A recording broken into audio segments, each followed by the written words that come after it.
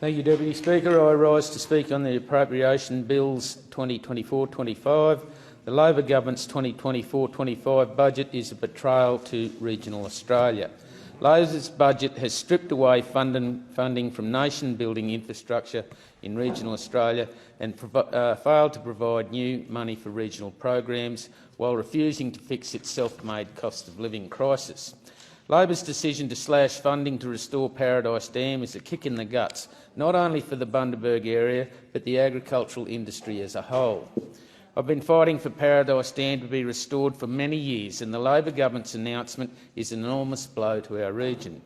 The Bundaberg area produces 25% of Australia's fresh food produce, and hundreds of millions of dollars of agricultural investment have now been put at risk due to the Albanese's government exclusion decision to slash funding to restore the dam. I recently directed the question to the Prime Minister in question time. To make matters worse, the Prime Minister, Albanese, deflected, and when he was asked about the restoration of Paradise Dam, treated the issue as if it was a laughing matter. The Prime Minister handballed the question to Minister Plibersek, who could not answer it and could not provide certainty to agricultural industries in the Wide Bay area. I invite the Prime Minister, Albanese, and Minister Plibersek to come to the Flynn electorate and meet with the growers and the communities set to be affected by Labor's decision to cut funding to restore this critical piece of water infrastructure. Why is the Labor government breaking another promise to regional Australia?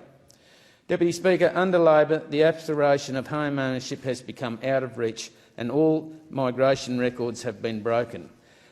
Even finding somewhere to rent is near impossible in many regional areas. Amidst a housing crisis, Labor is bringing a record 1.67 million immigrants over 5 years, but on available data it has only built 265,000 homes. While we celebrate the contribution of immigrants, our program needs to be well managed. Under the Prime Minister, the great Australian dream of home ownership has turned into a nightmare. His decisions have made housing and rental crisis worse.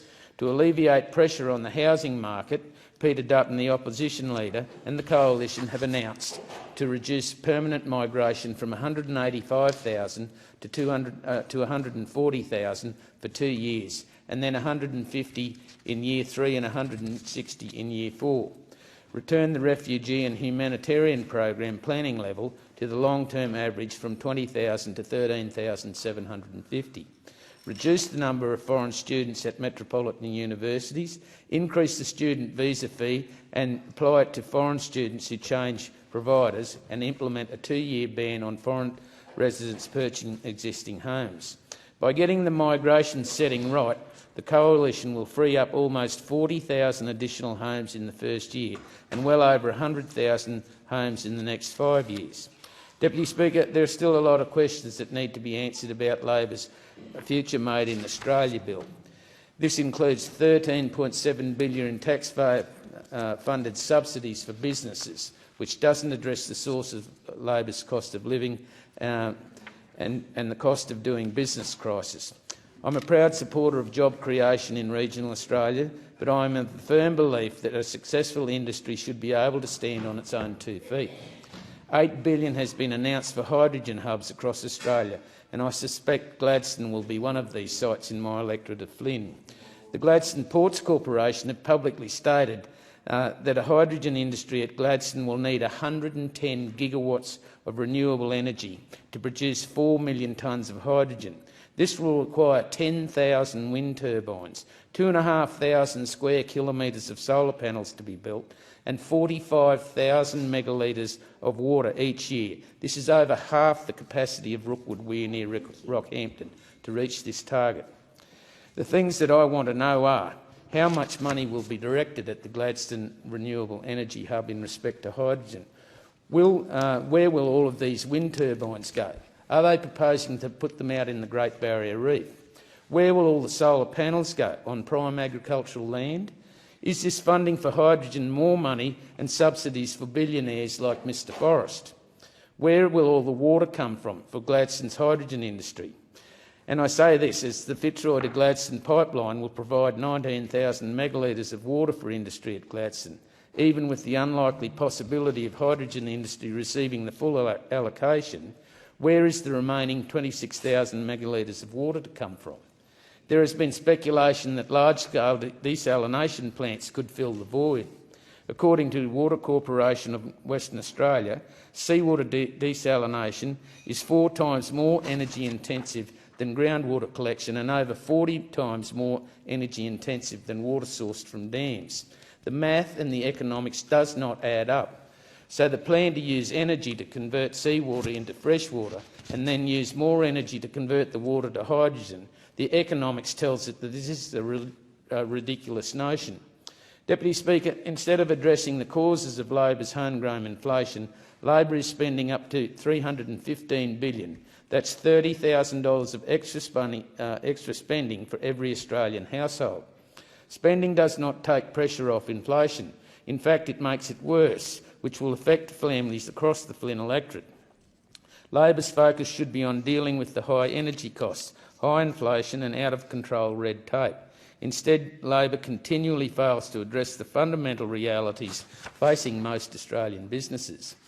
The latest inflation data showed that under Labor, prices across the board have risen close to 10%, and the increase is even greater for many essential items. Food is up 10%, housing is up 12%, gas is up 25%, electricity is up 18%.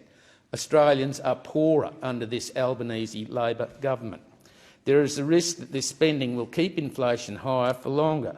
While we support any help for families and small businesses with high energy costs, this rebate is a band-aid on a bullet wound. It doesn't change the fact that Australians still won't see the $275 reduction in their energy bills that the Prime Minister promised before the election. In fact, many Australians would need to see a $1,000 cut in their bill just to get the $275 reduction. As the Shadow Treasurer said, Labor wastes seem to know no bounds. They spent $450 million on the failed referendum. That has divided this nation. They spend billions on corporate welfare, provide funding for anti-resource project activists, spend more than $85 million for spin units in the Treasurer's Department, created 36,000 additional Commonwealth public service jobs and had $45 billion in off-budget spending that we have opposed. When Labor runs out of money, they come after yours, and it is little wonder that personal income taxes are now 23% higher than when Labor came to office. The Coalition have made it clear that we will unequivocally and unashamedly champion our mining and resource sector. We will stand up for our gas industry, recognising the crucial role it plays in meeting our national energy goals. We will support our farmers, including ending any bans on live animal exports. Indeed, we will not turn our backs on industries that make this great country tick, as Labor has done. Deputy Speaker, regional telecommunications are critical for rural and regional Australia. I am bewildered at the fact that the Labor government has abolished the mobile black spot program and provided no ongoing funding for other key regional communications infrastructure programs. Buried deep in the budget papers, it states the funding for communications programs will fall, including, and I quote, the conclusion of the mobile black spot program. The budget papers confirm that funding for mobile black spot programs ceases in 2026-27, with $0 allocated for 2027-28. Improving connectivity for people in the bush shouldn't be at the whim of the Albanese government's political strategy. The Minister for Communications needs to explain why she is abolishing the mobile black spot program while failing to provide long-term funding for other mobile connectivity programs that so many Australians rely on. Deputy Speaker, I am pleased that the Labor government has heard my calls for changes to the HECS debt system loud and clear. The changes will mean that if your student loan was indexed on 1st of June 23, you will receive a credit on your higher education loan program or other student loan account. This was needed as a higher than usual CPI resulted in an indexation rate of 7.1% being applied to student loans on 1st of June 2023. The government is proposing a retrospective change to reduce indexation rate for 1st of June 23 to 3.2%. This means you'll automatically be credited the difference on your study loan account. This will be welcomed by students across the Flynn electorate and over 3 million students with HECS debts across Australia. Deputy Speaker, one of the few positives that I've seen in the budget is the continuation of the $20,000 instant asset write-off until June 30, 2025. However, I would like to see that this instant asset write-off increased to unlock investment and create more jobs, particularly in rural and regional Australia. I strongly welcome Peter Dutton's announcement that the Future Coalition will extend the value of the assets eligible for the instant asset write-off to $30,000 and make this ongoing for small businesses. I also welcome the $11.6 million over 2 years from 2024 to 25 to continue support for men's sheds and existing national men's health research and data collection initiatives in line with the National Men's Health Strategy 2020-2030. Men's sheds play a vital role in preventing social isolation and mental health. They offer thousands of men all ages a safe and friendly environment where they can work on meaningful projects while building strong social connections, so I'm sure this funding will be well received. I also agree with the following government initiatives: the $3.4 billion add to life-changing and life-saving medicines to the PBS, $1 billion towards accommodation for women and children feeling domestic violence, $925 million for Leaving Violence program. Deputy Speaker, I wanted to reiterate Peter Dutton's plan to get Australia back on track. As Peter Dutton explains, first we will rein in inflationary spending to take the pressure off inflation. As a start, we will not spend $13.7 billion on corporate welfare for green hydrogen and critical minerals. Second, we will wind back Labor's intervention and remove regulatory roadblocks which are suffocating the economy and stopping businesses from getting ahead. We will condense approvals process and cut back on Labor's red tape, which is killing mining jobs and entrepreneurialism. Third, we will remove the complex and hostility of Labor's industrial relations agenda, which is putting unreasonable burdens on businesses. For an example, we will revert to the former Coalition's government's simple definition of casual worker and create certainty for our 2.5 million small businesses. Fourth, we will provide lower, simpler and fairer taxes for all, because Australians should keep more of what they earn. Fifth, we will deliver competition policy which gives consumers and smaller businesses a fair go, not lobbyists and big corporations. And sixth, we will ensure Australians have more affordable and reliable energy.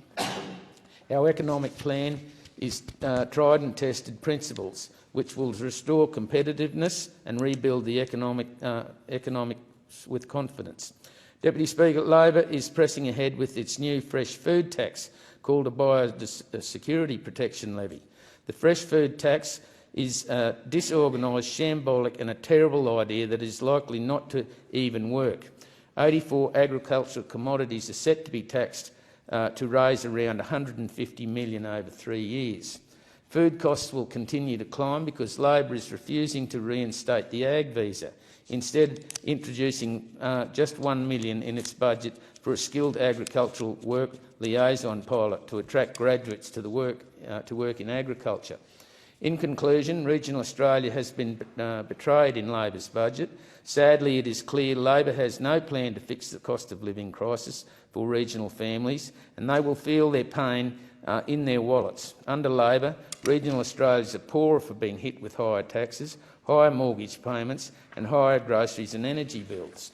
And to conclude, Deputy Speaker, this is an inflationary budget that has no incentive for productivity whatsoever.